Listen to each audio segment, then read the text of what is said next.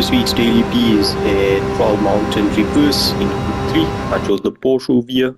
Now for the first corner on the left hand side, you can see that marshal that's about to hit the edge of the screen, and then there's a shadow of a tree between the two. That's where I was braking. Get as close to that tree to the shadow as possible, and then start releasing, turn in as you're done braking in first gear, and start accelerating over there. Accelerate a bit. You want to start lifting off and braking just a bit before that curb hits the edge of your screen on the right over there. Roll through the corner, partial throttle, and then once you grip up, that's when you go full. Keep to the left over here.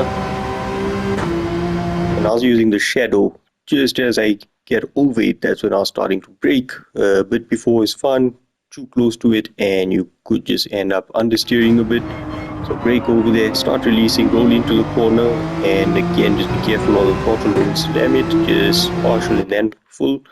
As the rocks on the left hand side hit the edge of your screen, and just as they're about to leave, that's where you start braking. In second, roll onto the curb and then accelerate out. Again, patient on the throttle, right through those curbs. Now here, as you get to these Texaco barriers on the left hand side, just as they start, after the blank one, by the second or third one, just use those as counters and brake over there. Down into second, as you get to this big block on the right hand side, you need to be accelerating. All of this just flat out. With the Porsche, you can rev it a bit. I wasn't going all the way to the limit, but still revving up a little bit. Stick to the left hand side over here again. Keep it in fifth. Now what you're looking out for is on the right hand side, you can see third pillar on the right hand side. You can see there's some electronics and stuff on the board, or some control panels, whatever it might be. As you pass that one and get to the second from last division, that's where you start braking. Down into second, roll over this gravel over there, partial throttle, and then use that rock on the right hand side as a marker. Just as you get there, you straighten up. You want to be braking just a bit, tap it in second, exit out. Now here I was just using this shadow on the road. As you get to that, brake down into first, exit in second, roll through the corner and carry as much speed as possible.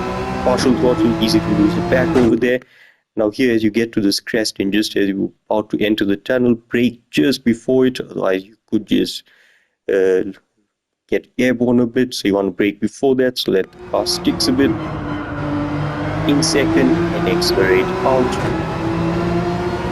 before the end of the curve. Now here you want to start turning in. Don't go onto the dirt over there because it does tend to unsettle the car. Now you can see as you get to this crest, stay in the middle of the road, use the lines as a marker, and you just want to be straddling those. And then you want to start lifting just as you go through it and onto that curb, careful of track limits. You can see I'm already turning into this right-hander. It will understeer a bit. Turn in early and accelerate out. That obviously, tall mountain is always crucial to get a good lap, so just balance that section. It's a 152 knot.